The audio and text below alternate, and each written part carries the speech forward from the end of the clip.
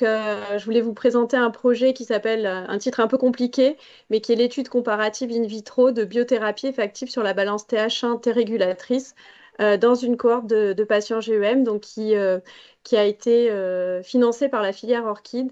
De façon un peu plus générale, pour vous présenter ce projet, depuis 2 ans, on travaille à la constitution d'une biobanque de patients porteurs d'une GEM pour lesquels on a utilisé on analyse plusieurs facteurs environnementaux et cette sous-étude in vitro.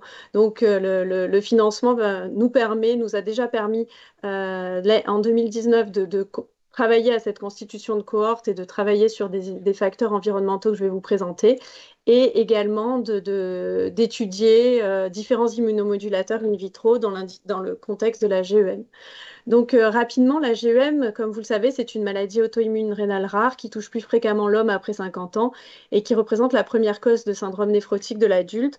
Rapidement, les patients développent des anticorps contre 2 protéines podocytaires, voire même maintenant, on est en train d'en identifier beaucoup plus, PLA2R1 et THS-D7A, avec classiquement un tiers de patients qui vont rentrer en rémission spontanée, un tiers de patients qui vont évoluer vers un syndrome néphrotique persistant, et un tiers de patients qui vont développer une insuffisance rénale chronique euh, à l'origine de la mise en dialyse et la greffe rénale.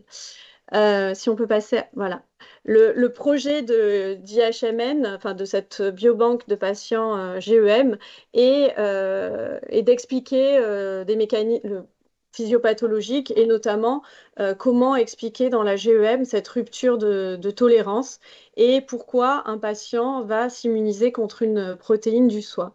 Comme vous le savez, l'auto-immunité, c'est la rencontre d'un terrain génétique avec un environnement et des facteurs déclenchants qui vont induire la maladie. Donc, les facteurs génétiques sont déjà décrits dans la GEM. Il y a eu de très belles études de GWAS qui ont démontré un polymorphisme sur le récepteur PLA2R1 et sur le HLA-DQA1. Et puis, plus récemment, un polymorphisme sur la voie NF-kappa B et sur la voie IRF4 qui régule la production d'interférons. Donc ces facteurs génétiques sont bien décrits.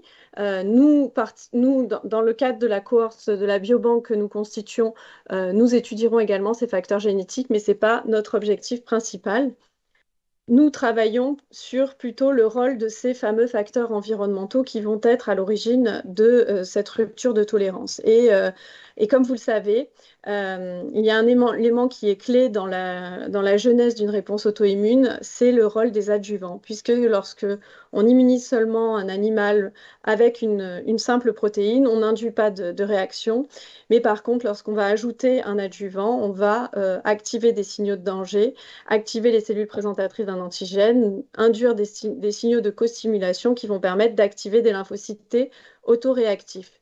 Et en fait, en fonction de ce type d'adjuvant qu'on va introduire, on va pouvoir orienter le système immunitaire dans l'une des 3 voies classiques: la voie TH17 qui normalement s'active face à un champignon ou une bactérie extracellulaire, la voie TH1 qui, elle, s'active face à un virus, ou la voie TH2 qui s'active là plutôt dans un contexte de parasite. Et donc, nous travaillons sur l'identification de ces facteurs environnementaux qui seraient à l'origine de cette rupture de tolérance dans la GEM et qui induisent une différenciation vers l'une de ces voies de différenciation des lymphocytes T. On sait que, juste la diapo d'avant, s'il vous plaît, voilà. On sait que différents facteurs sont à l'origine d'une augmentation de l'incidence des GEM, et notamment l'exposition aux particules fines. C'est ce qui a été démontré dans cette étude de concordance chinoise qui montre que plus on est exposé à des taux élevés de particules fines, plus on a un risque de développer une GEM. Diapositive suivante. Alors, quel est l'impact de ces particules fines sur le système immunitaire? Il y a d'abord cette étude in vitro qui montre que si on expose un animal à des taux élevés de particules fines, on va induire la production, la libération de cytokines pro-inflammatoires comme l'IL-1 bêta, l'IL-6 ou le TNF-alpha, et que cette activation passe par l'activation des toll-like récepteurs 2 et 4, et donc les particules fines ont cet effet adjuvant d'activer des voies plutôt pro-inflammatoires. Cette étude in vivo sur des cohortes d'étudiants chinois en leur faisant porter pendant 15 jours des masques filtrant des particules fines, a reproduit ce résultat en montrant qu'on induisait une production d'IL-1 bêta et d'IL-6 lorsqu'on respire des particules fines. Diapositive suivante. Voilà. Et nous avons profité du confinement pour étudier l'impact chez l'homme sur une cohorte de 60 soignants que nous avons prélevés en plein confinement et au moment du déconfinement, lorsque les conditions environnementales et de polluants sont revenues à la normale. Et on a pu montrer une corrélation linéaire en analyse multivariée entre la production d'interférons et l'exposition à ces différents polluants atmosphériques. On a fait également, juste sur la diapositive suivante, des études précédentes, pardon, des études in vitro où on a récupéré les cellules de l'immunité d'un sujet sain qu'on a exposé à des taux variables de particules fines. Et vous voyez que lorsqu'on expose ces sujets sains à des particules fines, on diminue la production d'interférons alpha et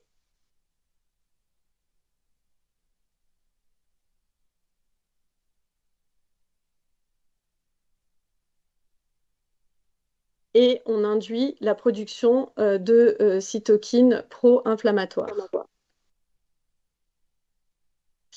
Nous avons développé un test fonctionnel permettant d'activer les cellules immunitaires pour regarder dans quelle voie de différenciation était le système immunitaire de nos patients à l'aide d'un test extrêmement simple qui nous permet donc de caractériser les voies de différenciation de nos patients et ensuite de tester in vitro l'effet de différents immunomodulateurs. Et c'est ce test que nous allons appliquer dans cette cohorte, dans cette biobanque de patients GEM.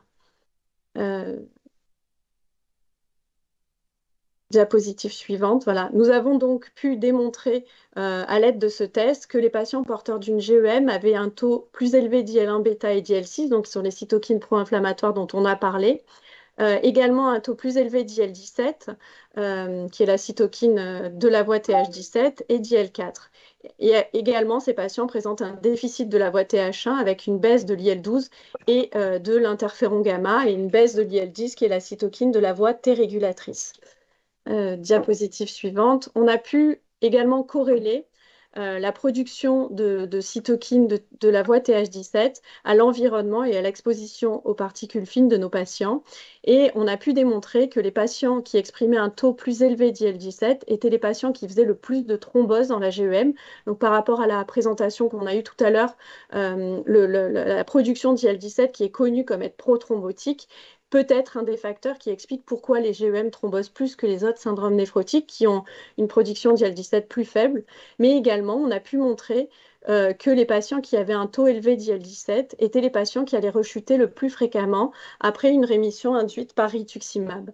Et ce qui est intéressant de voir, c'est que le rituximab ne va pas avoir d'impact sur cette régulation TH17, puisque que les patients soient en maladie active ou en rémission, on retrouve un taux élevé d'IL-17 sans contrôle. Et donc, voilà le rationnel pour rechercher des immunomodulateurs qui vont pouvoir, en entretien chez ces patients qui présentent des rechutes à répétition, puisqu'on sait que plus de 30% des GEM vont rechuter après une rémission induite au rituximab, pour essayer de cibler cette voie TH17, puisqu'on sait que quand la voie TH17 s'active, c'est un facteur qui va induire la production d'auto-anticorps. Donc, nous avons pu inclure dans cette cohorte 45 patients pour lesquels nous déterminons les profils cytokiniques. Nous allons faire une analyse génétique et une analyse histologique qui ne sont pas encore financés.